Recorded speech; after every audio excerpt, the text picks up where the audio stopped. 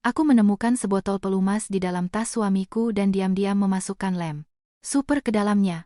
Pukul 2 dini hari, rumah sakit menelepon. Meminta keluarga untuk segera datang menandatangani formulir persetujuan operasi karena mereka berdua harus dipisahkan. Sore di penghujung musim kemarau di Jakarta seringkali membawa angin sejuk yang lembut. Tidak cukup dingin untuk menggigit, tapi cukup untuk menyelinap masuk, melalui pori-pori lengan baju, dan bahkan ke dalam hati. Di tengah embusan angin, yang membawa sisa aroma kembang sepatu, aku berdiri di dapur rumah mertuaku. Menatap sepanci sayur asam yang mendidih perlahan. Aku tak pernah menyangka, atap rumah yang selama ini kunaungi akan menjadi tempat yang paling mendinginkan hatiku. Namaku Kirana. Usiaku 34 tahun saat itu. Jika aku tidak menikah, mungkin aku masih berada di laboratorium atau di sebuah lokasi proyek konstruksi. Memegang cetak biru. Menatap detail material seolah itu adalah bahasa yang paling dekat ku kenal. Aku dulu seorang insinyur material konstruksi. Lulusan perguruan tinggi, ternama dengan posisi pekerjaan yang bagus. Namun, sejak menikah dengan Antono, aku memilih untuk mengundurkan diri. Orang luar sering berkata hidupku enak. Suami hebat. Keluarga mertua kaya raya. Tidak perlu pusing memikirkan urusan dapur.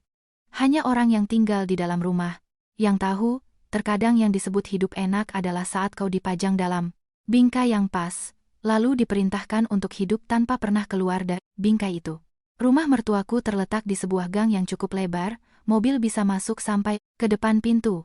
Sebuah rumah 4 lantai yang dibangun lebih dari 10 tahun. Lalu, fasadnya dilapisi marmer berwarna terang.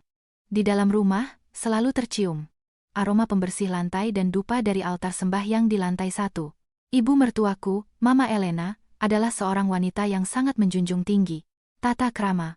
Kemanapun ia pergi, pakaiannya selalu rapi, rambutnya dicat coklat gelap, dan tutur katanya selalu tertata, terutama di hadapan kerabat. Siapapun yang bertemu dengannya pasti akan memuji, Bu Elena beruntung sekali, kedua putranya sukses. Beliau sangat suka mendengar pujian itu. Namun, selalu menambahkan satu kalimat yang seolah sudah disiapkan. Itu karena keluarga kami tahu cara mendidik. Para menantu juga tahu diri, makanya rumah jadi adem ayem. Sepintas itu terdengar seperti pujian. Tapi aku tahu, di matanya, tahu diri. Berarti tahu kapan harus mengalah untuk suami. Tahu cara menelan kekecewaan. Tahu kapan harus tersenyum dan kapan harus diam. Singkatnya, menantu yang baik adalah menantu yang tidak membuat keributan di rumah. Suamiku, Antono, 3 tahun lebih tua dariku, adalah direktur operasional di perusahaan material milik keluarga, Gemilang Jaya Konstruksi. Ia tinggi, bicaranya tenang, dan di luar sangat sopan. Tipe pria yang mudah membuat orang segan. Tidak banyak bicara. Tidak kasar dan tidak pernah meninggikan suara di depan umum. Saat kami mulai berkencan, aku pikir aku telah menemukan suami yang dewasa dan bertanggung jawab. Ia juga pernah mengucapkan kata-kata yang meluluhkan hati seorang yatim piatu sepertiku, tenang saja. Mulai sekarang, ada aku. Sebuah kalimat singkat yang kupercayai selama bertahun-tahun. Adiknya, Bimo, 4 tahun lebih muda, adalah kepala divisi logistik di perusahaan yang sama. Bimo memiliki watak yang temperamental, mudah tersinggung, dan sering dibanding-bandingkan dengan kakaknya. Jadi, selalu ada semacam dendam terpendam di dalam dirinya. Istri Bimo adalah Mita. Beberapa tahun lebih muda dariku, kulitnya putih, dan pandai bicara. Di setiap pertemuan keluarga, senyumnya selalu merekah seperti bunga. Mita memanggilku Mbak Kirana dengan nada yang sangat manis. Namun sebagai sesama perempuan, ada hal-hal yang tak perlu diucapkan untuk bisa dirasakan.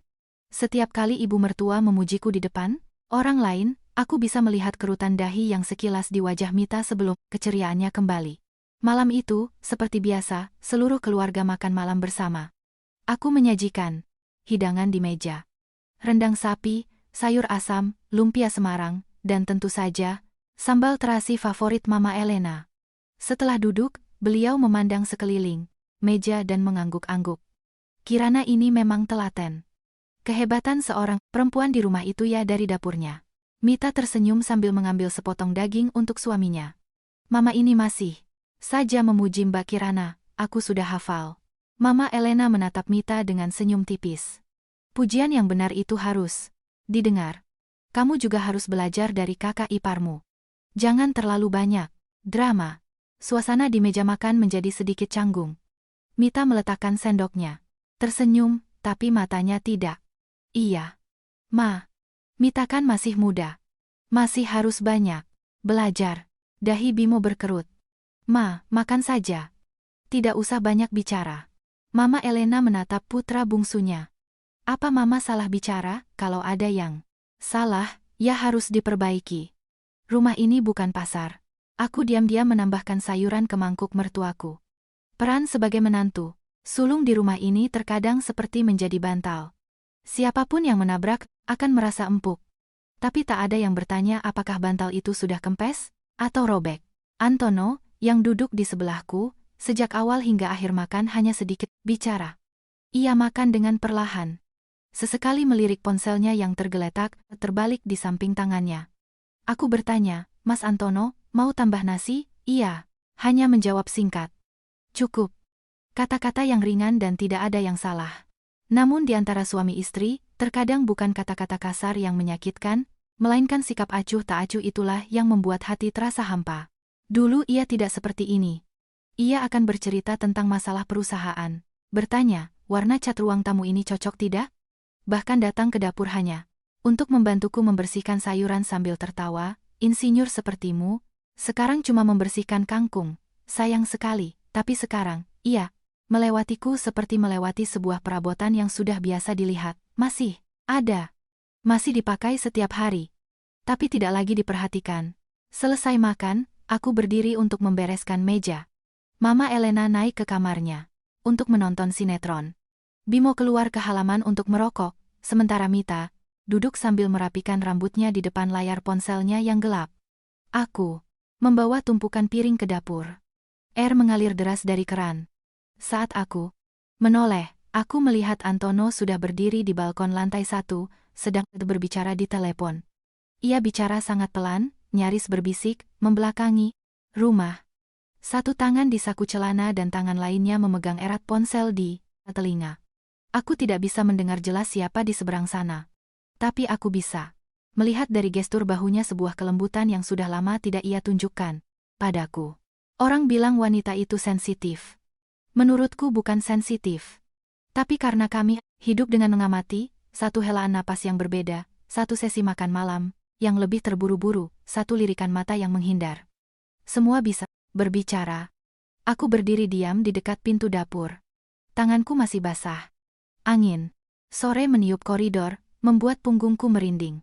Antono masih membelakangiku. Suaranya pelan dan cepat seolah takut ada yang mendengar. Momen itu sangat singkat. Tapi entah kenapa, aku merasa seperti melihat sebuah pintu diam-diam tertutup di dalam rumahku sendiri. Keesokan paginya, angin di Jakarta terasa lebih kencang. Baru pukul 6 pagi, tapi di ujung gang sudah terdengar suara sapu lidi dan deru khas sepeda motor. Aku bangun pagi seperti biasa, mengenakan kardigan tipis. Lalu turun ke dapur untuk menanak nasi, merebus beberapa telur, dan menyeduh teh untuk ibu mertuaku. Pekerjaan-pekerjaan itu sudah menjadi rutinitas. Kulakukan tanpa perlu berpikir. Orang yang melihat pagi seperti ini akan berpikir keluarga kami sangat teratur. Ibu mertua mendapatkan teh hangat, suami mendapatkan kemeja yang rapi, dan adik ipar mendapatkan bekal untuk ke kantor. Hanya aku yang tahu. Keteraturan tidak sama dengan kehangatan. Terkadang itu hanyalah tirai yang ditarik rapi untuk menutupi bagian-bagian yang sudah robek. Aku meletakkan panci nasi di atas kompor. Tiba-tiba teringat tahun-tahun awal, setelah menikah. Dulu Antono tidak sedingin itu. Ada pagi-pagi di musim hujan, ia bangun lebih dulu. Membuatkan segelas susu hangat untukku. Lalu berkata, Kirana, ayo bangun. Nanti telat. Saat aku begadang untuk membantunya merevisi proposal teknis, ia akan memijat bahuku sambil tersenyum, menikah denganmu adalah keuntungan terbesar dalam hidupku. Waktu itu, aku sungguh percaya. Sungguh percaya.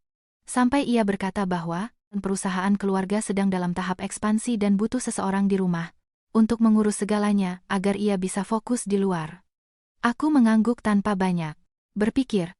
Aku berhenti bekerja. Setelah hampir 10 tahun menikah, pada hari, aku menyerahkan surat pengunduran diriku, bosku masih bertanya apakah aku sudah memikirkannya baik-baik. Karena sayang jika orang sepertiku meninggalkan kariernya. Aku tersenyum. Kukatakan, seorang wanita pada suatu titik harus memilih prioritas. Sekarang jika kupikirkan lagi, ternyata hidup tidak selalu memaksa kita memilih antara karier dan keluarga. Terkadang kita secara sukarela melepaskan sebagian dari diri kita, lalu orang lain terbiasa dengan pengorbanan itu dan menganggapnya normal. Antono masih sering berkata kepada orang luar, istri saya hebat sekali. Dia yang mengurus semua di rumah. Saya bisa seperti sekarang ini, karena dia. Kalimat itu terdengar seperti sebuah pengakuan. Tapi semakin lama, aku semakin merasa itu lebih seperti sebuah piala yang dipajang agar terlihat bagus daripada sebuah penghargaan yang tulus. Karena jika ia benar-benar mengerti nilaiku, ia tidak akan membiarkanku hidup seperti bayangan di rumahnya sendiri. Sekitar pukul 7 pagi, Mama Elena turun. Ia mengenakan set piyama sutra berwarna coklat. Rambutnya disisir rapi. Begitu duduk di meja makan, ia bertanya, Antono sudah bangun nak? Aku meletakkan semangkuk bubur ayam di hadapannya. Masih ganti baju di kamar? Ma. Sebentar lagi turun. Ia menyesap tehnya. Laki-laki di luar itu bebannya banyak, pulang ke rumah. Yang mereka inginkan hanya makanan hangat dan suasana tenang. Kehebatan seorang istri itu kalau bisa menjaga rumah tetap adem. Ingat itu ya. Aku tersenyum secukupnya. Iya Ma. Kirana tahu. Ia menatapku sejenak, lalu merendahkan suaranya. Jujur saja, Kirana. Akhir-akhir ini, wajah Antono sering tegang. Mungkin pekerjaannya berat. Sebagai istri, kamu harus bisa luwes. Kalau terlalu kaku dan isinya pekerjaan melulu, wajar saja laki-laki mencari kelembutan di tempat lain. Mama tidak mau citra, keluarga ini hancur hanya karena kamu tidak menjalankan tugasmu. Mendengar itu, hatiku terasa sedikit pahit. Selama bertahun-tahun menjadi menantu, aku tidak pernah membantah suamiku di meja makan. Tidak pernah mengucapkan setengah kata pun yang tidak sopan pada mertuaku. Jika seperti itu, masih dianggap kurang lembut, mungkin di mata banyak orang, istri yang ideal adalah istri yang tidak punya perasaan. Tak lama kemudian, Bimo dan Mita turun. Mita mengenakan gaun rajut berwarna krem. Baru akan mengambil makanan, ia sudah mengeluarkan cermin kecil untuk memeriksa lipstiknya. Mama Elena melihat itu dan mengerutkan dahi. Sarapan di rumah saja. Berdandan seperti mau ke pesta. Mita tersenyum manis. Iseng saja, Ma. Perempuan kan harus selalu rapi kalau keluar rumah. Mama menyindir, setengah bercanda, setengah serius, rapi secukupnya saja. Dalam pernikahan, sikap itu lebih penting daripada penampilan. Bimo mendengar ucapan ibunya, menggerutu, lalu menarik kursi dengan kasar. Ma, apa harus ceramah setiap pagi? Mama Elena menatap putra bungsunya. Mama bicara dengan istrimu. Bukan denganmu. Kenapa kamu yang marah? Mita cemberut dengan sangat samar. Mengira tidak ada yang melihat, tapi aku melihatnya. Di rumah ini, memang begitu. Jarang ada kata-kata yang menusuk langsung. Selalu dibungkus kelembutan di permukaan. Tapi ujung jarumnya tersembunyi di dalam. Antono turun paling akhir. Ia mengenakan kemeja biru muda, dasi di tangan. Penampilannya masih rapi seperti biasa. Tapi begitu duduk, ia langsung mengambil ponselnya. Aku menyajikan bubur untuknya. Bertanya, Mas, mau tambah telur? Ia tidak menatapku. Matanya masih terpaku pada layar. Tidak usah. Aku meletakkan mangkuk. Duduk di hadapannya. Tapi aku merasa seperti sedang berbicara dengan seorang kolega. Bukan dengan suamiku sendiri. Dulu, setidaknya, ia masih bertanya, hari ini mau melakukan apa? Apa aku lelah, atau Mama? Menyebalkan? Akhir-akhir ini, percakapan kami semakin menjauh, seperti seutas tali yang dipotong sedikit demi sedikit. Terkadang sepanjang malam, percakapan kami hanya terdiri dari, Antono, sudah makan? Sudah. Pulang malam? Iya. Tidur duluan saja. Iya.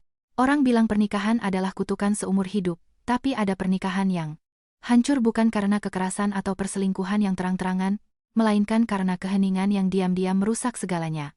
Siang harinya, saat membersihkan lemari dan melipat kemeja Antono, aku mencium aroma parfum yang asing di kerah bajunya.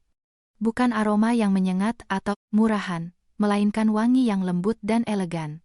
Jelas bukan parfum yang kupakai. Aku memegang kemeja itu lebih lama dari biasanya. Lalu tersenyum pahit pada diriku sendiri. Wanita memang aneh. Terkadang belum ada bukti apapun, hanya sehelai rambut yang berbeda warna atau aroma yang aneh sudah cukup membuat hati gelisah.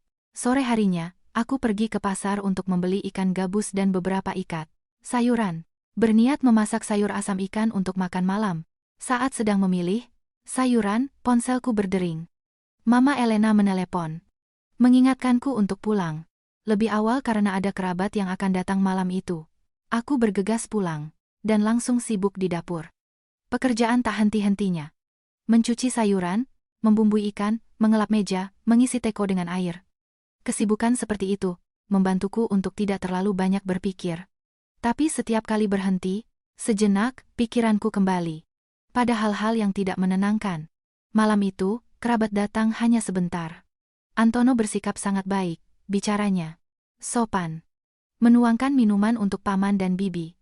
Tersenyum pada waktu yang tepat, dan menanyakan kabar dengan cara yang benar.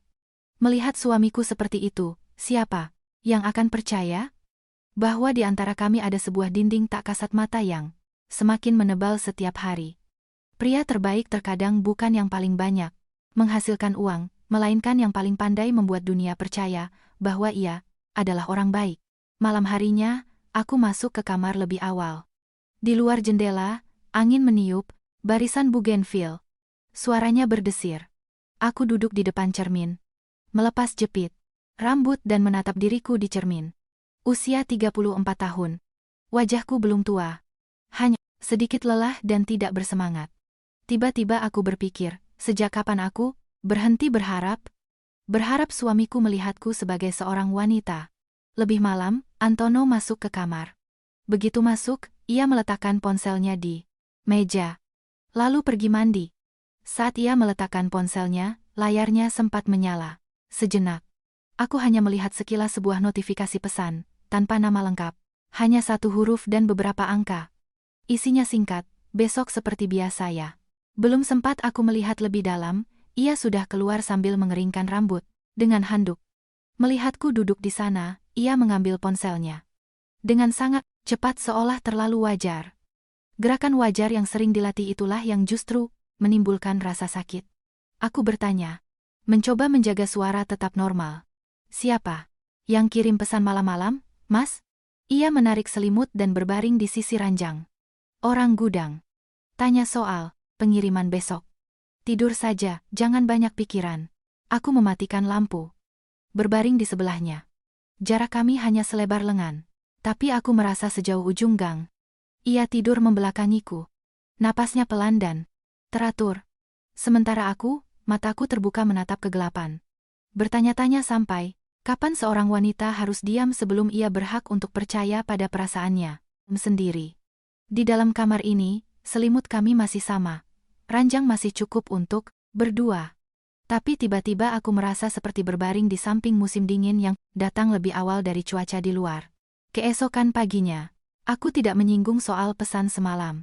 Bukan karena lupa, melainkan karena aku ingin melihat lebih jelas apa yang disembunyikan pria yang tidur di sampingku ini. Dalam hidup, jika ingin tahu seberapa keruh air sungai, terkadang kau tidak bisa hanya berdiri di tepi dan mengeluh. Kau harus membungkuk dan menyentuhnya untuk merasakan lumpur di dasarnya. Antono berangkat kerja. Seperti biasa, sebelum keluar rumah, ia merapikan kerah bajunya di depan cermin. Menyemprotkan sedikit parfum. Lalu menoleh dan berpesan, siang ini aku tidak pulang. Tidak usah siapkan makan untukku. Aku berdiri di dekat rak sepatu. Menyerahkan jasnya. Bertanya dengan sangat pelan, akhir-akhir ini banyak pekerjaan ya Mas? Ia mengambil jasnya. Suaranya tanpa emosi. Banyak kontrak akhir tahun. Kamu urus mama dan makanan di rumah saja sudah cukup. Kalimat itu, sepintas tidak ada yang salah. Tapi caranya yang secara tidak sadar, membagi peran dia di luar, mengurus hal-hal besar, aku di rumah, mengurus hal-hal kecil membuat hatiku perih. Aku pernah berdiri di lokasi proyek. Membaca cetak biru. Berdebat dengannya tentang rasio campuran material. Tapi hanya dalam beberapa tahun, semua pengetahuanku di matanya seolah telah mengerucut menjadi dua kata saja. Urusan dapur. Setelah semua orang pergi, rumah terasa lebih lengang. Aku bersih-bersih, mengganti spray, membersihkan meja. Lalu turun ke dapur untuk memasak semur tahu, untuk makan malam. Aroma kecap dan merica yang menyebar di dapur tiba-tiba mengingatkanku pada hari-hari awal pernikahan kami. Saat kami masih menyewa apartemen kecil. Dulu uang tidak terlalu banyak. Tapi setiap sore setelah pulang kerja, aku masih bersemangat mampir ke pasar untuk membeli sayuran, tahu, dan memikirkan makanan apa yang akan disukai suamiku. Terkadang saat susah, terasa hangat. Saat kaya, malah menjadi dingin. Hampir pukul 3 sore, Antono tiba-tiba pulang lebih awal. Suara mobilnya yang berhenti di depan gerbang membuatku terkejut. Ia masuk ke rumah, masih membawa tas kerja kulitnya yang berwarna coklat gelap. Berkata dengan cepat, "Malam ini, aku harus bertemu klien dari Surabaya untuk finalisasi pesanan mendadak." Aku ganti baju sebentar, lalu pergi lagi. Aku melihat jam, lalu menatapnya. Cepat sekali pulangnya. Ia tersenyum tipis. Menjawab singkat. Janjiannya malam, jadi sekalian mampir. Setelah berkata begitu, ia langsung naik ke kamarnya. Meninggalkan tas kerjanya di sofa ruang keluarga. Tas itu sangat familiar bagiku. Aku sering membantunya, mengambil dokumen, pulpen, bahkan memasukkan obat sakit kepala di kantong kecilnya. Sesuatu yang begitu dekat sehingga tak ada yang akan berpikir suatu hari nanti akan menjadi kunci menuju sebuah kebenaran. Di atas, mulai terdengar suara air dari kamar mandi. Aku mengambil tas itu dari meja. Berniat mencari proposal material yang beberapa hari lalu ia bilang harus ia periksa lagi. Sudah menjadi kebiasaanku selama bertahun-tahun, menyiapkan hal-hal kecil untuknya agar ia tidak repot. Entah kenapa seorang wanita jika sudah terbiasa mengurus, terkadang bahkan saat disakiti pun akan tetap mengurus. Aku membuka kompartemen utama. Di dalamnya ada laptop, tumpukan dokumen, sebuah planner kulit hitam, dan tempat kartu nama. Semua tertata rapi. Seperti penampilan luarnya. Aku membolak-balik tumpukan kertas, menemukan beberapa penawaran harga, rencana pengiriman, beberapa bon makan. Tapi tidak menemukan yang kucari. Aku merogohkan tanganku ke kompartemen samping tas. Resletingnya tidak tertutup, rapat, menyisakan celah selebar 2 jari. Celah kecil saja. Aku menarik resletingnya lebih jauh. Di dalamnya ada sebungkus tisu, sebutir obat maak, dan sebuah benda kecil yang tergeletak di sudut. Saat disentuh oleh jari-jariku, aku masih belum bisa menebak apa itu. Saat ku keluarkan, barulah aku melihat dengan jelas. Sebotol gel pelumas yang masih baru, segel plastiknya bahkan belum terlalu lecet. Aku tertegun, seluruh ruangan mendadak hening, suara air dari atas masih mengalir. Suara kendaraan di luar masih lalu lalang. Semur di dapur mungkin masih mendidih perlahan. Tapi di kepalaku saat itu, hanya ada kekosongan yang memekakkan. Aku menatap benda di tanganku. Rasanya seperti salah mengambil barang milik orang lain. 5 tahun menikah. Aku dan Antono tidak pernah memakai benda ini. Kami pernah memiliki momen-momen intim yang normal seperti pasangan lain. Lalu keintiman itu memudar. Semakin dingin tapi tidak pernah sekalipun benda seperti ini muncul di laci kamar kami. Aku merasa tanganku dingin. Aku meletakkan botol itu di meja. Lalu mengambilnya. Lagi seolah ingin memastikan aku tidak salah lihat. Di botol itu tertulis kata-kata dalam bahasa Inggris. Di bawahnya ada stiker terjemahan yang ditempel seadanya. Ini bukan benda yang didapat sebagai bonus dari tempat lain. Ini benda yang dibeli untuk sengaja dipakai dengan tujuan yang sangat jelas. Dan tujuan itu tidak ada di dalam pernikahan ini. Semua kepingan puzzle selama beberapa bulan terakhir tiba-tiba terhubung menjadi satu garis lurus yang dingin. Momen-momen Antono pulang malam. Pesan-pesan yang menyala lalu hilang. Aroma parfum aneh di kerah bajunya. Caranya membelakangiku saat berbicara di telepon. Sentuhannya yang acuh tak acuh di ranjang. Semua bukan lagi sekadar kecurigaan seorang istri yang tidak percaya diri. Semua adalah jejak untuk keluar dari hidupku. Entah kenapa aku tidak langsung menangis, aneh sekali. Rasa sakit yang terlalu besar terkadang tidak membuat orang langsung menangis, melainkan membuat mereka dingin seolah kehabisan darah. Aku duduk di tepi sofa, menatap tas kerja yang terbuka di hadapanku. Jantungku berdebar sangat kencang sampai dadaku terasa sesak. Dalam sekejap, aku bahkan bertanya pada diriku sendiri, mungkin aku salah paham.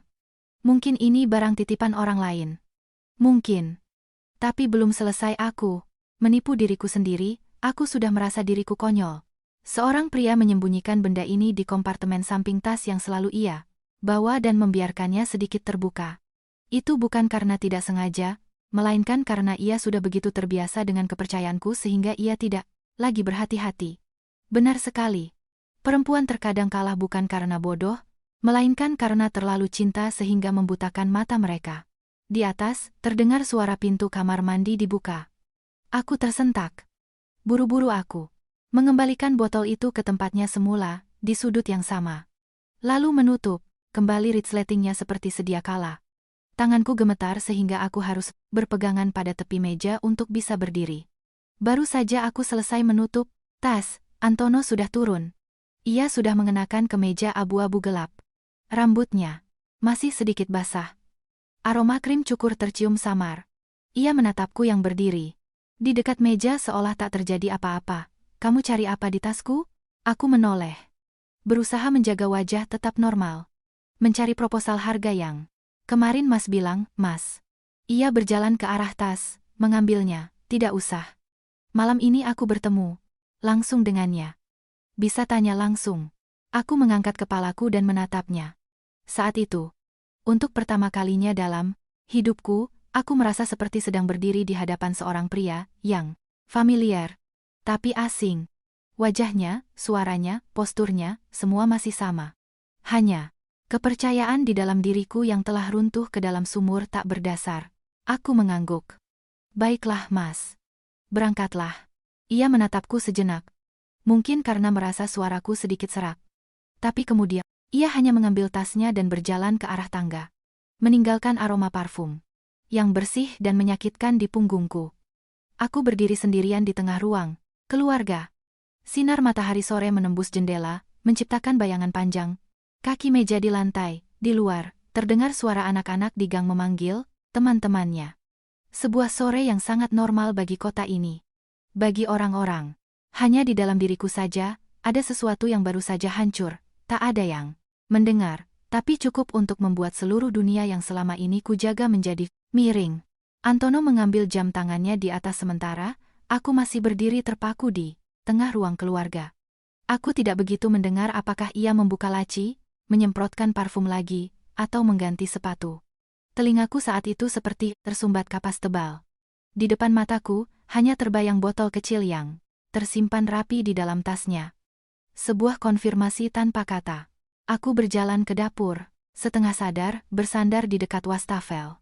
Di samping, plastik pembungkus dan kotak jarum, ada sebotol lem super yang sering kugunakan untuk merekatkan benda-benda kecil yang rusak.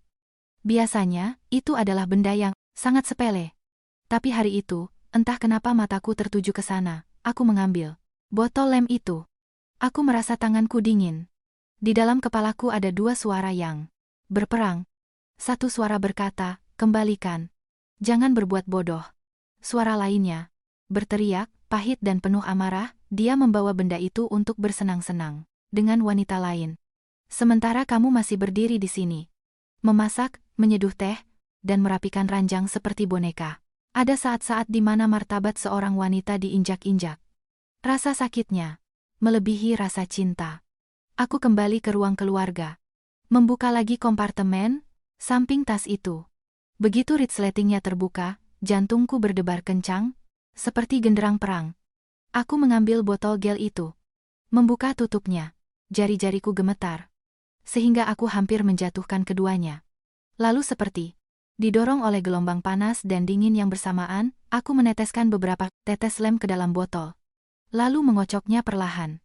Gerakannya sangat cepat, tapi bagiku terasa seperti seumur hidup. Aku mengambil tisu, membersihkan mulut botol, menutupnya kembali, dan meletakkannya di tempat yang sama. Aku bahkan mengembalikan resletingnya, seperti semula. Merapikan ujung tisu yang terlihat persis seperti posisi aslinya, seolah tak pernah ada yang menyentuhnya. Aku terkejut pada diriku sendiri atas ketelitian itu. Ternyata saat dipaksa ke ujung jurang, manusia bisa tetap tenang. Dengan cara yang mengerikan. Baru saja aku meletakkan tas di sofa. Antono sudah turun. Ia menatapku. Suaranya santai. Siapkan makan saja. Aku makan sebentar sebelum berangkat. Aku masuk ke dapur tanpa menjawab. Panci semur masih di atas kompor. Aroma merica dan kecap menyebar. Aku menyajikan semur tahu. Menambahkan sambal terasi dan meletakkan sepasang sendok dan garpu dengan rapi. Semuanya seperti makan malam biasa. Kecuali bahwa orang yang menyiapkannya sudah tidak sama lagi. Antono duduk di meja. Melirik ponselnya. Sambil menunggu aku menyajikan nasi. Aku meletakkan semangkuk nasi di hadapannya. Ia makan beberapa suap. Lalu, berkata, klien dari Surabaya ini agak alot. Mungkin aku pulang malam. Kamu tidur duluan saja. Aku menatapnya kali ini.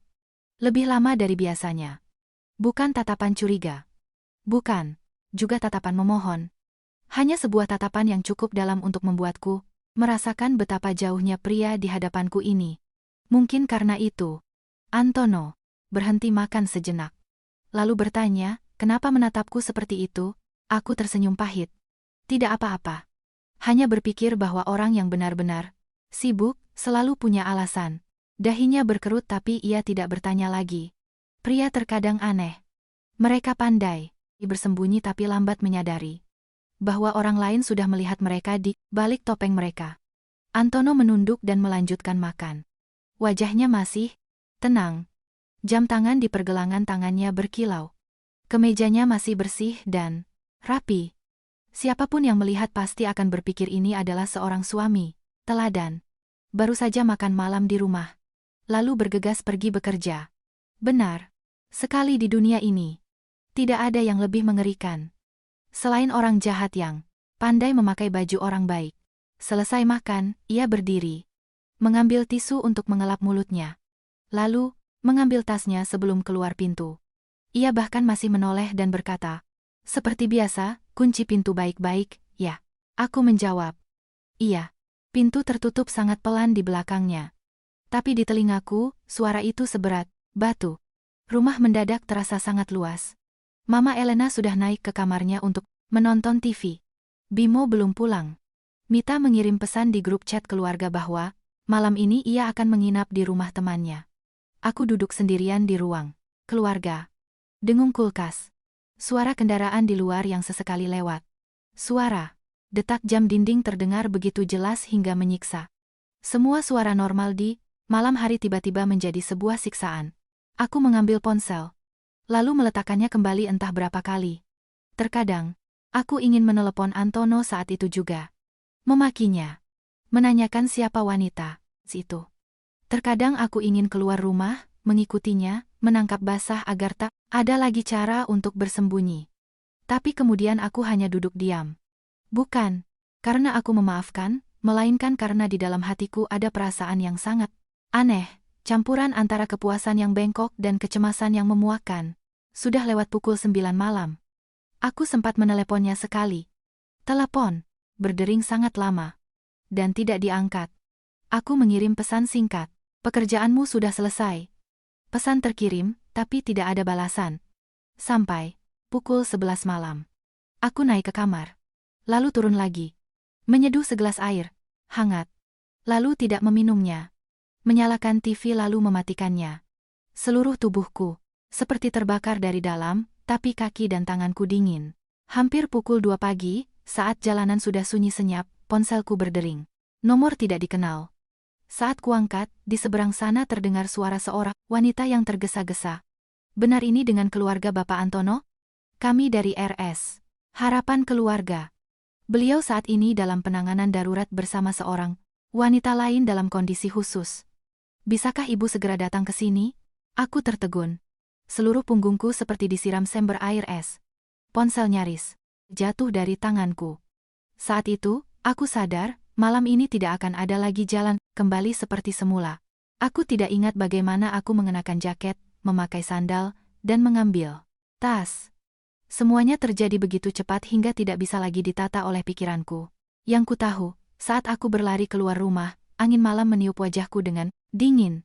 Tanganku gemetar sampai nyaris menjatuhkan kunci motor. Jalanan Jakarta. Sekitar pukul 2 pagi sangat sepi. Lampu jalan yang berwarna kuning terhampar, panjang di aspal. Sesekali ada truk yang lewat.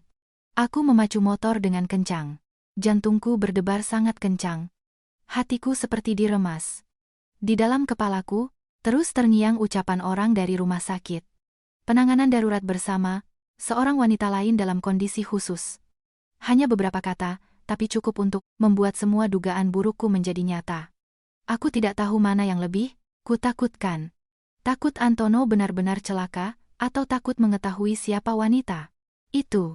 Sampai di gerbang rumah sakit, aku memarkir motor sembarangan, lalu berlari lurus ke unit gawat darurat. Koridor tengah malam masih terang benderang. Bau disinfektan menyengat. Suara langkah sepatu perawat yang tergesa-gesa, suara roda berangkar. Suara keluarga pasien yang bertanya, suara panggilan dokter dan pengeras suara. Semua bercampur menjadi satu kekacauan yang membuat gila. Aku berhenti sejenak.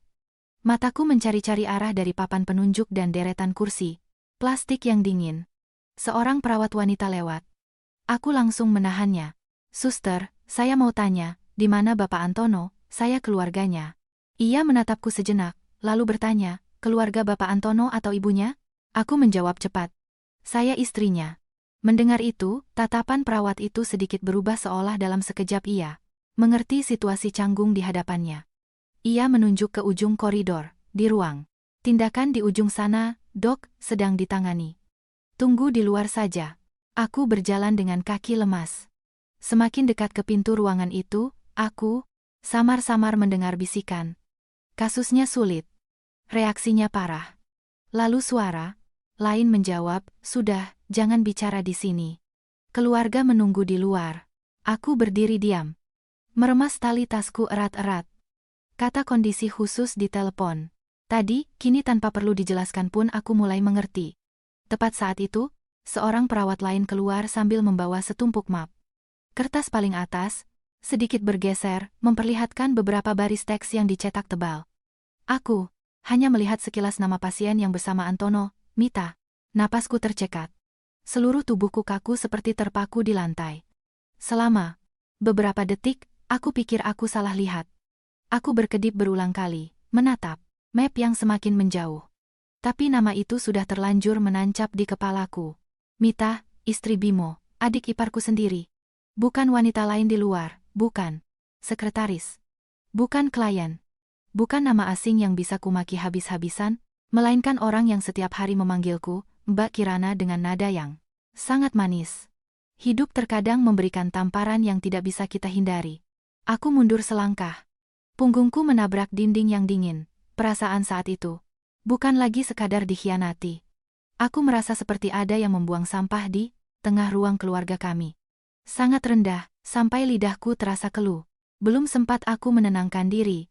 Dari ujung koridor terdengar suara langkah tergesa-gesa. Bimo berlari mendekat. Jasnya miring. Rambutnya acak-acakan. Wajahnya pucat. Melihatku, ia langsung menghampiri, bertanya cepat, "Mbak Kirana, Mita di mana?" "Kenapa rumah sakit menelepon?" katanya, "Istriku darurat." "Kenapa Mas Antono juga di sini?" Aku membuka mulutku tapi tenggorokanku tercekat. Aku tidak pernah merasa sesulit ini mengucapkan sebuah jawaban. Aku menatap Bimo. Melihat kekhawatirannya yang tulus dan hatiku terasa pahit. Ternyata di rumah ini, bukan hanya aku yang dibohongi. Aku masih diam saat pintu ruang tindakan terbuka. Seorang dokter keluar, menurunkan maskernya dan berbicara cepat. "Siapa keluarga kedua pasien?" Aku dan Bimo sama-sama melangkah maju. Dokter itu menatap kami sejenak. Lalu bertanya, "Hubungannya apa?" Bimo menjawab lebih dulu, "Saya suami Mita." Mendengar itu, dadaku sesak. Dengan susah payah aku berhasil bicara. "Saya istri Antono." Dokter itu terdiam sejenak. Keheningan singkat itu lebih memalukan bagiku daripada sebuah makian. Ia menjaga profesionalismenya. Kedua pasien tidak dalam kondisi yang mengancam nyawa, tapi area kontak mengalami kerusakan jaringan karena reaksi abnormal terhadap zat asing. Kami sedang menanganinya dan butuh observasi lebih lanjut. Penjelasannya sangat medis. Tapi orang dewasa manapun akan mengerti apa yang ia maksud. Bimo terduduk, bersandar di dinding. bibirnya gemetar.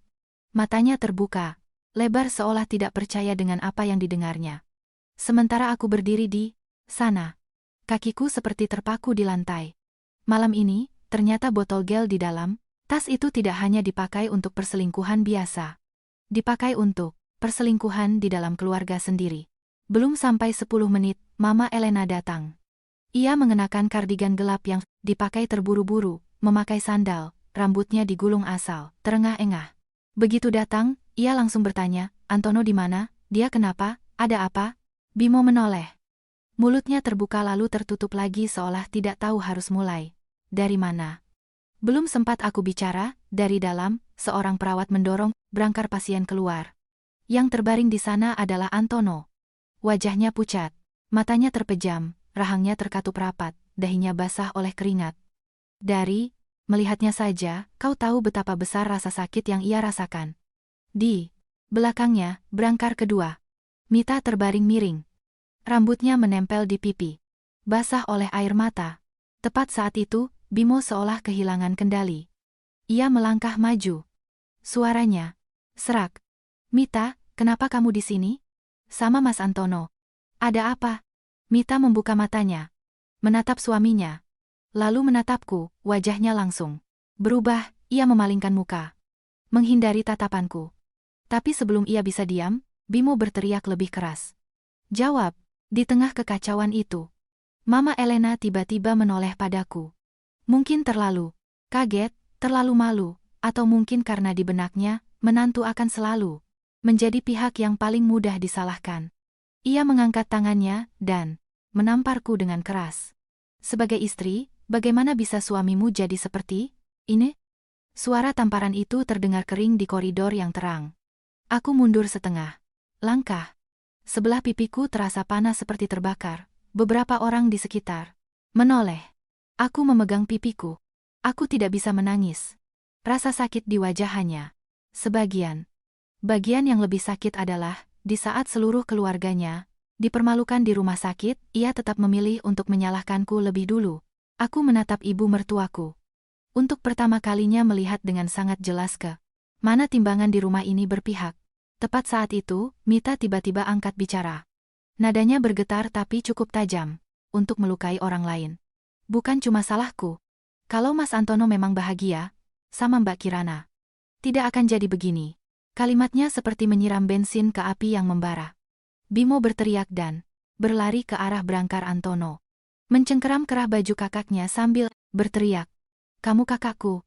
Kenapa kamu lakukan ini padaku?" Panggilan kakak berubah menjadi kamu dalam sekejap. Para perawat harus berlari untuk melerai. Dokter berteriak meminta ketenangan. Mama Elena terduduk lemas di kursi, bibirnya gemetar. Sementara aku berdiri di tengah koridor yang dingin itu, tiba-tiba sadar, mulai malam ini, rumah yang tadinya begitu menjaga citra dan martabat, telah runtuh. Aku meninggalkan rumah sakit saat hari hampir pagi. Langit Jakarta berwarna kelabu seperti kain lap tua yang terhampar di atas kota. Di depan gerbang, beberapa warung makan mulai menata dagangan mereka. Asap mengepul dari panci-panci bubur dan air panas. Para penjual berteriak menawarkan dagangan mereka dengan suara lelah. Kota sedang bersiap memulai hari baru. Sementara aku merasa seperti baru saja diseret melewati malam yang sangat panjang. Sehingga seluruh tubuhku terasa remuk.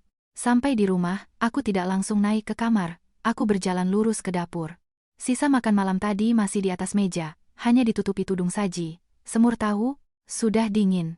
Di atasnya ada lapisan tipis lemak. Daging rendang sudah kering. Kuahnya menggelap.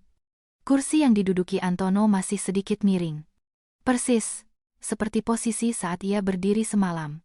Semuanya masih sama seolah waktu berhenti di dapur ini. Saat pria itu mengambil tasnya dan keluar pintu, aku duduk di kursi di seberangnya. Kedua tangan di atas lutut. Pipi kiriku masih terasa perih karena tamparan Mama Elena. Di dalam kepalaku, gambaran di rumah sakit terus berputar. Wajah pucat Antono. Rambut Mita yang menempel di wajahnya. Tatapan kosong Bimo. Bisikan dokter yang setiap katanya seperti cambuk bagi martabat. Lalu teriakan kamu di antara dua saudara. Memikirkan itu, perutku mual. Lalu seperti pukulan yang lambat, aku teringat tanganku sendiri. Aku teringat dengan sangat jelas bagaimana aku membuka tutup botol gel itu. Bagaimana aku meneteskan sedikit lem, membersihkan mulut botol, dan mengembalikannya ke tempat semula. Aku merasa seluruh tubuhku dingin. Aku tidak merasa puas. Baru saat itu, aku sadar, aku tidak sepuas yang kukira. Aku tidak senang melihatnya kesakitan. Aku tidak senang melihat kedua pengkhianat itu dipermalukan. Yang paling keras, menghantamku saat ini adalah perasaan takut. Takut karena aku telah berbuat bodoh. Takut karena aku ikut andil dalam penderitaan orang lain. Takut karena, jika ini berlanjut, aku akan terseret keluar dari sisa kewarasanku. Dalam hidup, kemarahan itu seperti api. Jika tidak dikendalikan, ia akan membakar rumah kita sendiri lebih dulu. Aku duduk sangat lama di depan sisa makanan yang dingin. Aku tidak menangis. Air mataku seolah sudah kering. Yang kurasakan hanya tenggorokan yang kering dan tangan yang dingin seperti direndam es. Di halaman, langit mulai terang. Seekor burung gereja hinggap di gerbang. Lalu terbang lagi. Fajar tetap datang, tak peduli sehancur apa keluargaku semalam. Sekitar pukul 7 pagi, Mama Elena tiba di rumah. Ia masuk melalui pintu samping. Bahunya terkulai, sapu tangannya menggantung di leher. Ia tidak langsung menatapku, melainkan berpegangan pada sandaran kursi. Lalu duduk dengan keras, seperti orang yang baru saja melewati badai. Aku berdiri untuk menuangkan segelas air hangat, tapi ia mengibaskan tangannya. Setelah beberapa saat, barulah ia bicara. Suaranya serak karena kurang tidur dan kecewa. Kejadian semalam, jangan sampai kerabat lain tahu. Kalau tetangga bertanya, bilang saja Antono sakit. Mita kebetulan ikut mengantar ke rumah sakit. Aku menoleh dan menatapnya. Jika ini terjadi beberapa tahun lalu, mungkin aku akan langsung mengangguk. Karena aku masih berpikir, apapun yang terjadi, citra keluarga suami harus dijaga. Tapi saat itu, setelah tamparan kering di koridor rumah sakit, mendengar ibu mertuaku membuka mulutnya, dan yang pertama ia pikirkan adalah membungkam orang lain, aku merasa sangat lelah. Aku menjawab perlahan, orang luar bisa kita bohongi. Tapi orang di dalam rumah, bagaimana, Ma? Mama Elena mengangkat kepalanya. Tatapannya lelah bercampur jengkel. Jangan bicara seperti itu. Rumah ini sudah kacau. Kalau diperbesar lagi, siapa yang untung? Aku tersenyum pahit. Senyum yang kurasakan sampai ke tulang. Semalam di rumah sakit, saya yang ditampar, Ma. Saya juga yang ditanya di mana istri daruratnya, bersama wanita lain. Mama terdiam sejenak, lalu memalingkan muka.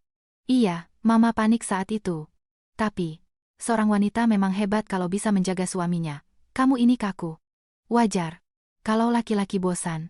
Kalimat itu menghantamku lebih keras daripada tamparan semalam. Aku menatap wanita yang selalu dipuji orang luar karena tata kramanya itu.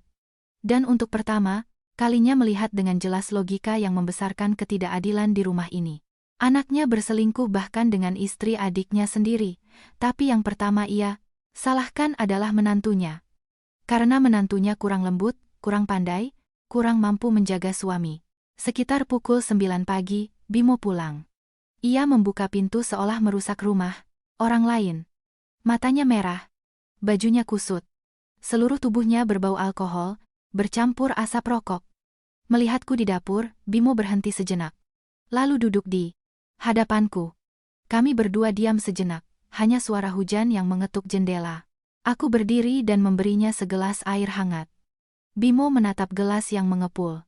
Itu tertawa hampa. Sekarang, Mbak masih mau memberiku minum? Aku meletakkan gelas di meja. Kau minum atau tidak? Terserah. Bimo menunduk, tangannya melingkari gelas.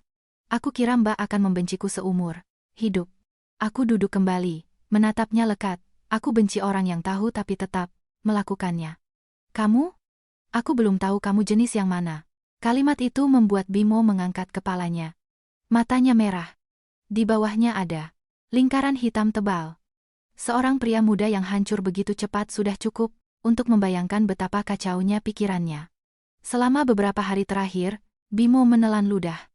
Lalu berbicara perlahan. Setiap kata seolah menggores tenggorokannya. Aku sudah kehilangan segalanya, Mbak. Aku tidak menjawab. Aku menunggu. Bimo meremas kepalanya dengan kedua tangan. Aku tidak bisa lagi membela siapa pun. Aku tidak bisa lagi menipu diriku sendiri. Di rumah ini, sejak kecil, aku selalu hidup di bawah bayang-bayang Mas Antono. Mama lebih menyayanginya. Lebih mempercayainya. Apapun selalu kakakmu pintar, kakakmu tahu cara berpikir. Aku salah sedikit saja, langsung dibilang tidak berguna, emosional, merusak. Ia tertawa. Tawa yang tipis seperti kertas basah. Dulu aku pikir, ya sudahlah, mungkin aku memang lebih bodoh. Tapi sekarang aku baru sadar, orang berdiri di bayangan. Bukan hanya karena ia lebih kecil, terkadang karena memang sengaja ditutupi bayangan. Mendengar itu, hatiku tidak luluh, tapi juga tidak setajam tadi. Bimo bersalah, karena ia lemah, karena ia buta, karena ia hidup dalam harapan yang terbiasa. Tapi kesalahan semacam itu berbeda dengan kesalahan Antono. Yang satu sengaja menggali lubang, yang satu terbiasa berdiri di dekatnya. Sehingga tidak sadar kapan ia ikut kotor. Aku bertanya langsung.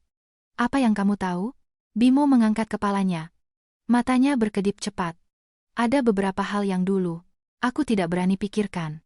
Katakan saja. Ia menelan ludah. Selama beberapa tahun di divisi logistik, Mas Antono sering menyuruhku menandatangani banyak dokumen dengan cepat. Alasannya selalu urusan internal, biar prosesnya cepat. Beberapa kali aku lihat jumlah barang di surat jalan tidak cocok dengan stok di gudang. Aku tanya, dia malah marah.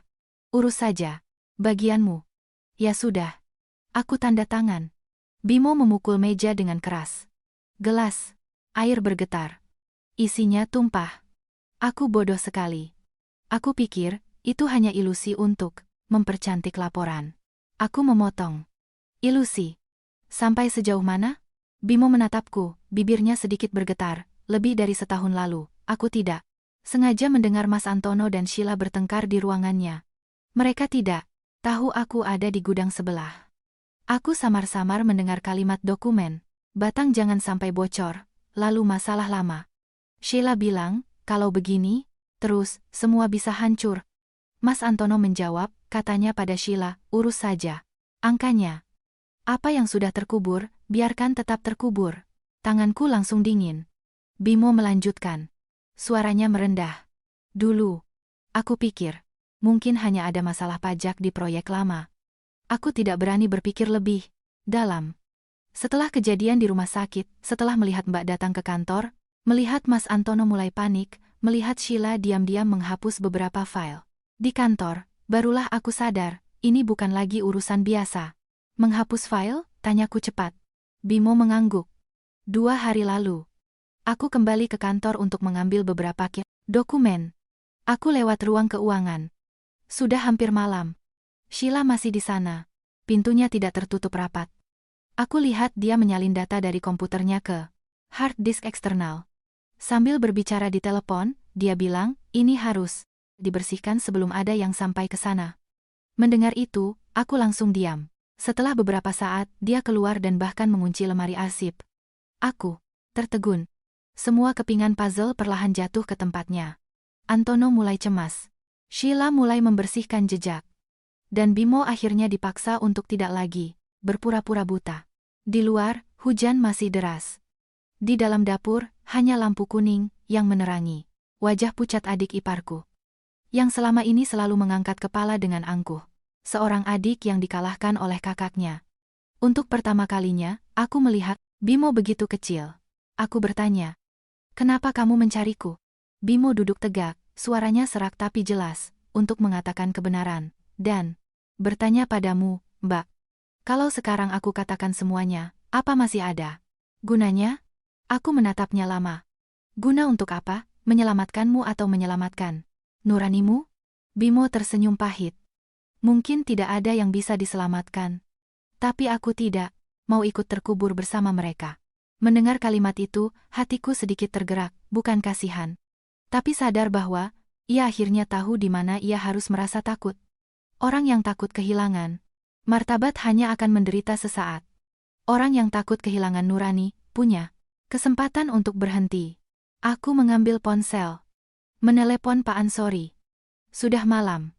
Tapi Pak Ansori tetap menjawab. Setelah aku menceritakan beberapa poin penting, ia diam sejenak lalu, berkata, pisahkan kasusnya.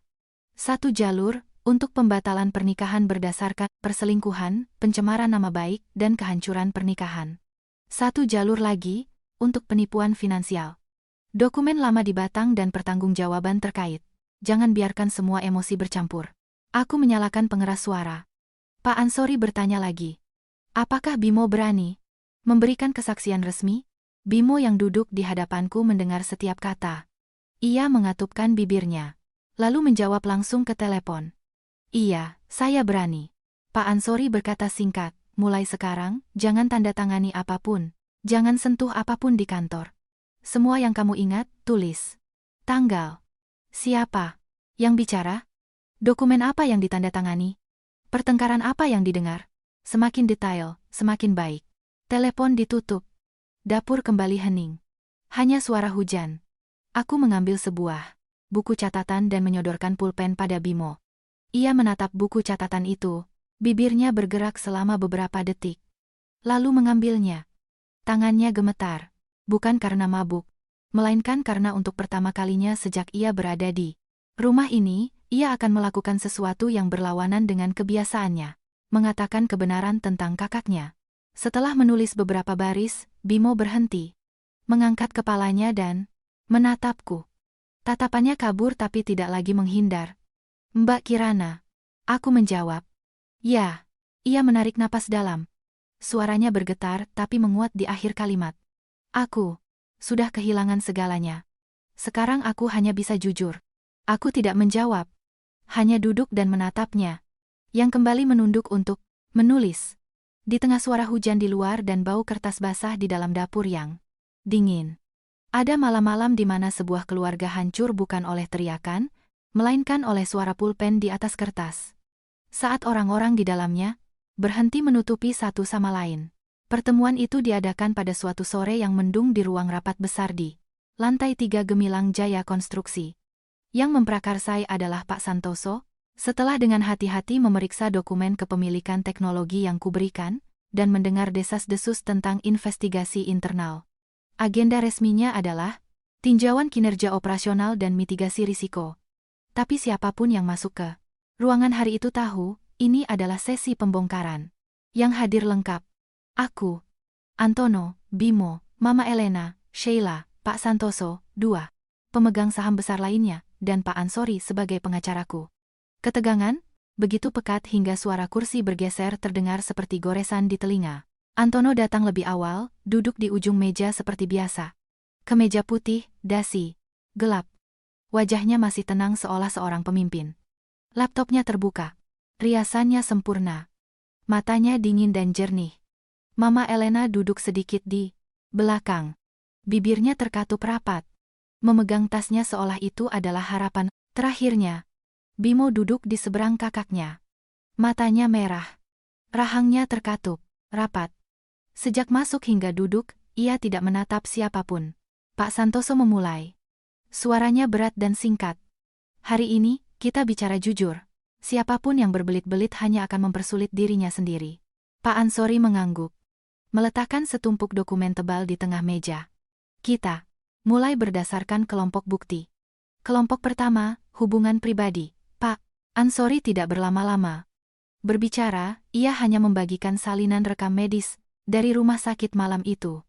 Foto-foto dari apartemen di Kuningan. Riwayat keluar masuk Antono dan Sheila beserta beberapa tagihan pengeluaran pribadi. Dari sebuah akun kedua, ruangan hening. Saat Mama Elena melihat nama Mita di rekam medis, ia langsung memalingkan muka. Bahunya bergetar karena malu. Sementara Sheila mempertahankan wajahnya tetap lurus, hanya jari-jarinya yang mengetuk meja. Semakin lama, semakin pelan. Antono bicara lebih dulu, urusan pribadi tidak seharusnya dibawa ke rapat perusahaan. Aku diam. Pak Ansori menjawab. Jika hanya urusan pribadi, kita tidak akan duduk di sini. Masalahnya, hubungan-hubungan ini melibatkan pengeluaran perusahaan dan secara langsung mempengaruhi kepentingan para pihak. Kelompok kedua, aliran dana. Sebuah tabel perbandingan muncul di layar besar. Kontrak-kontrak yang harganya digelembungkan. Perusahaan perantara. Penarikan uang. Tanda tangan persetujuan dari Antono. Paraf dari Sheila. Cap penerimaan. Barang dengan nama Bimo. Seorang pemegang saham di ujung meja mengumpat pelan. Semakin lama, wajah Pak Santoso semakin gelap. Saat sampai pada bagian selisih, 3 lot besar material, ia menggebrak meja. Ini yang kalian sebut kesalahan? Prosedur? Antono bersandar di kursinya. Berusaha menjaga suaranya tetap rendah, data ini perlu diperiksa kembali. Banyak dokumen disiapkan oleh divisi keuangan, tidak. Semua bisa dibebankan padaku. Sheila langsung menjawab singkat. Saya memberikan paraf berdasarkan dokumen yang sudah disetujui direksi. Jika ada kesalahan, perlu dicari dari sumber pengajuan dan persetujuan akhir. Antono menatap tajam ke arah Sheila. Dari satu tatapan itu saja, aku tahu, mereka mulai saling melepaskan tangan. Tepat saat itu, Bimo angkat bicara. Suaranya tidak keras tapi tajam seperti gunting. Jangan salahkan orang lain, Mas. Semua mata tertuju pada Bimo. Ia mengeluarkan sebuah buku catatan yang sudah penuh tulisan dari sakunya. Meletakkannya di meja. Surat-surat jalan ini, banyak yang kutandatangani atas perintahmu. Aku tanya, kenapa jumlahnya tidak cocok? Kau bilang, tanda tangan saja. Pertengkaranmu dengan Sheila, soal dokumen batang, aku juga dengar. Mama Elena berteriak. Bimo, kamu tahu apa yang kamu katakan? Bimo menoleh pada ibunya. Tersenyum pahit. Matanya merah. Aku tahu, Ma. Untuk pertama kalinya dalam hidupku, aku sangat tahu apa yang aku katakan. Lalu ia menatap langsung ke arah kakaknya. Mas, kamu main serong dengan istriku. Kamu memanfaatkanku untuk menandatangani dokumen kotor. Sekarang, kamu masih mau menyalahkanku untuk selamat? Sejak awal rapat, itu adalah kalimat pertama yang benar-benar meruntuhkan topeng ketenangan Antono. Ia berdiri. Suaranya bergetar. Diam kamu. Kamu mabuk. Bicara sembarangan. Bimo ikut berdiri. Menarik kursinya dengan kasar. Saat aku kehilangan segalanya, aku baru sadar, aku tidak lagi mabuk. Ketegangan di ruangan menjadi sangat pekat. Pak Santoso berteriak menyuruh mereka duduk. Pak Ansori memanfaatkan momen itu untuk meletakkan kelompok dokumen terakhir di meja. Bagian yang menyangkut proyek Batang. Laporan analisis dari pekerja lama, perbandingan material, surat keluhan dari ibuku, dan kronologi kemunculan Antono di sekitarku setelah tragedi keluarga. Pak Ansori berbicara perlahan. Kami belum menyimpulkan pertanggungjawaban pidana di sini. Tapi ada cukup dasar untuk mempertanyakan penyembunyian kesalahan masa lalu. Hubungan antara beberapa orang di Gemilang Jaya dan proyek Batang. Dan bagaimana dokumen-dokumen ini disembunyikan selama bertahun-tahun. Sampai di sini, Antono tidak bisa lagi mempertahankan ketenangannya. Ia menatapku. Lalu Pak Ansori. Matanya merah karena marah, bukan karena malu. Ini semua hanya dugaan. Kalian mengambil setumpuk kertas tua dan beberapa cerita karangan. Lalu membangun sebuah skenario. Lalu ia menunjuk lurus ke arahku. Dan kamu? Apa yang kamu tahu tentang perusahaan sampai berani duduk di sini dan menghakimi? Seorang perempuan yang bertahun-tahun hanya di rumah, mengurus dapur.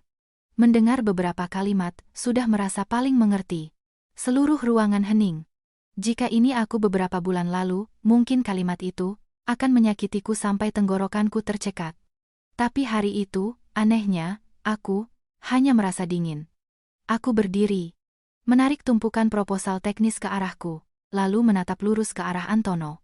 Benar, aku di rumah. Aku berkata sangat pelan. Tapi setiap deskripsi teknologi inti, setiap detail cat tahan panas, setiap formula anti bocor yang membantu Gemilang Jaya memenangkan proyek. Semua itu, saya yang menulisnya. Saya memang bodoh karena mempercayaimu. Tapi saya tidak bodoh selamanya untuk terus kau bohongi. Tak ada yang menyela. Aku melangkah maju. Suaraku masih tidak tinggi. Kau pikir karena aku pergi, nilaiku hilang? Kau pikir karena aku diam, aku tidak tahu apa-apa? Masalah dengan orang yang diam adalah, terkadang mereka masih ingin meninggalkan 100 jalan. Tapi kau sendiri yang memotongnya. Antono menatapku lekat. Aku melihat di matanya. Untuk pertama kalinya, bukan lagi ekspresi seorang suami yang membujuk istrinya atau seorang direktur yang menghindari risiko. Hanya ada kecemasan seorang pria yang melihat sesuatu yang sudah lama ia remehkan, tiba-tiba berdiri atas namanya sendiri. Rapat berakhir dengan Pak Santoso memutuskan 3 hal. Menskor sementara posisi, Antono. Membuka audit khusus untuk seluruh rangkaian kontrak yang mencurigakan, dan menyegel data yang berhubungan dengan divisi keuangan. Sheila duduk kaku. Bibirnya memutih. Mama Elena bersandar lemas di kursinya, matanya kosong seolah baru saja melihat badai menerbangkan rumah yang ia kira kokoh. Sementara aku berdiri di sana, di tengah ruangan yang penuh bau kertas dan keringat dingin, orang-orang yang ketakutan. Tiba-tiba aku menyadari satu hal yang sangat jelas. Mulai hari ini, topeng-topeng telah jatuh. Tak ada yang bisa memakainya lagi, seperti semula. Setelah rapat hari itu, gemilang Jaya Konstruksi seolah kehilangan salah satu pilar utamanya. Keputusan skorsing Antono ditandatangani malam itu juga. Tim audit khusus mulai bekerja hanya dalam 2 hari. Data divisi keuangan disegel. Banyak kontrak diminta untuk diperiksa ulang dari awal. Aliran dana yang kacau, yang tadinya tersembunyi rapi, satu persatu terungkap. Antono tidak langsung pulang malam itu. Ku dengar Mama Elena meneleponnya berulang kali tapi tidak diangkat. Aku tidak peduli. Hampir tengah malam saat ia pulang, pintu terbuka sangat pelan. Tapi aku masih mendengar langkah kakinya yang berat di koridor. Pria yang tadinya selalu masuk rumah dengan postur tegak, seorang pemilik, hari itu berjalan pelan seolah setiap anak tangga menagih utang. Keesokan paginya, ia duduk di hadapanku di meja makan. Wajahnya sangat pucat. Tidak ada lagi penampilan tenang dan terhormat. Tidak ada lagi permintaan maaf yang tertata. Yang ada hanya kelelahan dan ketakutan yang mendalam. Ia menatapku lama, lalu bertanya, "Apa kamu harus melakukan ini sampai sejauh ini?" Aku sedang mengupas telur rebus. Mendengar itu, aku hanya mengangkat kepalaku. Sekali. Sejauh mana? Sejauh kesalahanmu tidak bisa lagi ditutupi, Mas. Antono mengepalkan tangannya. Jari-jarinya memutih. Kamu tahu kalau dokumen-dokumen ini sampai ke pihak berwenang, apa yang akan terjadi pada semua orang? Aku meletakkan telur di piring. Suaraku tanpa emosi. Tentu saja aku tahu. Sama. Seperti aku tahu, ada hal-hal yang jika tidak diungkap tuntas, yang mati akan terus mati sia-sia dan yang hidup akan terus dimanfaatkan. Antono terdiam sangat lama. Lalu ia mengucapkan satu kalimat yang jika terjadi di masa lalu, mungkin akan menyakitiku sampai tenggorokanku tercekat. Kirana, beri aku satu jalan keluar. Aku menatap pria di hadapanku. Tiba-tiba aku merasa geli bercampur pahit. 1. Jalan keluar.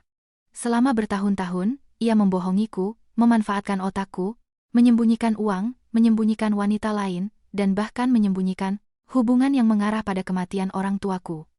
Dan saat terpojok, yang ia minta masihlah sebuah jalan untuk dirinya sendiri. Aku menjawab sangat pelan.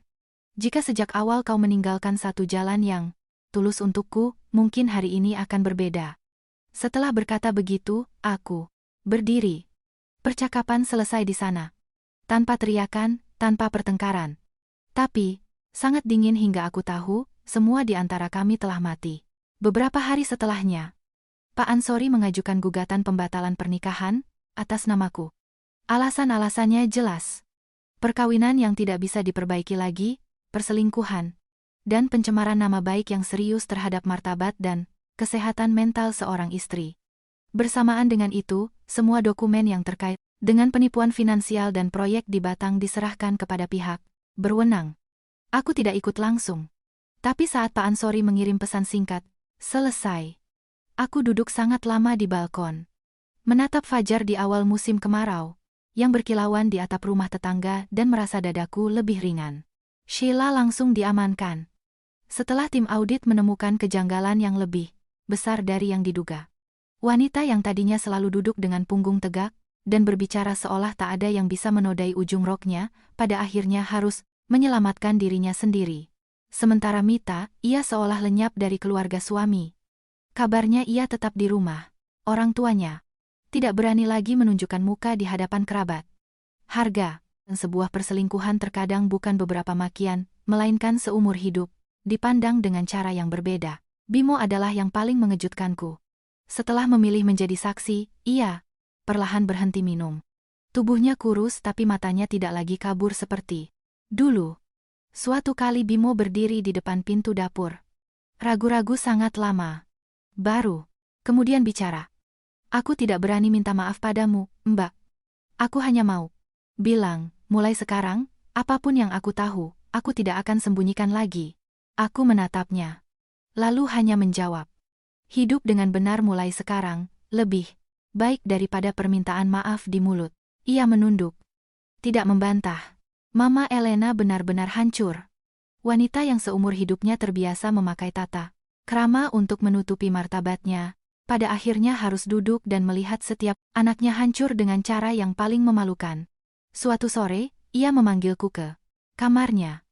Matanya cekung. Suaranya sangat lemah. Apa mama salah, nak? Aku tertegun. Pertanyaan itu datang terlalu terlambat.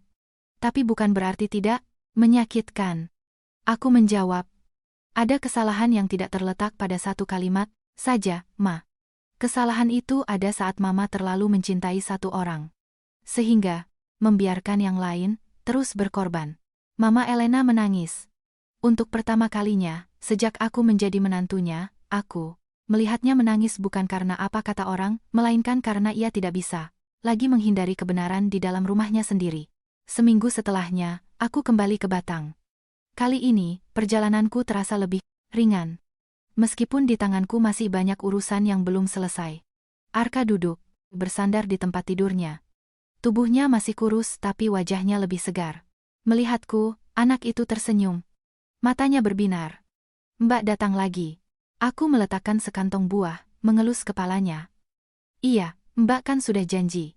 Aku duduk bersama Arka. Hampir 1 jam, mengupaskan jeruk untuknya. Mendengarkan neneknya bercerita bahwa beberapa hari ini nafsu makannya membaik. Melihat anak itu, aku tidak lagi melihatnya sebagai duri pengkhianatan, ia hanyalah seorang anak kecil yang terlempar ke tengah kekacauan yang dibuat oleh orang-orang dewasa. Dan pandangan itulah yang menyelamatkanku dari menjadi seorang wanita yang hanya bisa hidup dengan amarah. Dalam perjalanan pulang, aku mampir ke pemakaman tempat ayah dan ibuku dimakamkan. Angin berdesir di perbukitan. Rumput segar bercampur bau tanah, basah. Setelah hujan, aku menyalakan 2 batang lilin, berdiri sangat lama di depan makam mereka. Dulu aku pikir hidupku sial karena terlalu cepat kehilangan orang tua, lalu beruntung karena bertemu suami yang bisa diandalkan. Sekarang, aku sadar, untung atau sial tidak tergantung pada penampilan sebuah tangan yang terulur, melainkan apakah tangan itu benar-benar akan menarik kita ke atas, atau hanya memindahkan kita ke penjara lain yang lebih indah. Aku menangkupkan kedua tangan dan berbisik. Aku tidak lagi hidup dalam gelap. Selebihnya, akan kuhadapi. Dari seorang wanita yang pernah berdiri di dapur, menatap panci sayur asam sambil menenangkan diri, bahwa dengan sedikit kesabaran, rumah akan adem ayem. Aku telah melalui perjalanan panjang, untuk mengerti, menelan pencemaran nama baik tidak selamanya bisa menjaga kehangatan sebuah rumah. Terkadang itu hanya akan membesarkan kejahatan sampai naik ke kepala kita. Dan suatu hari nanti, kita akan diinjak sampai hancur.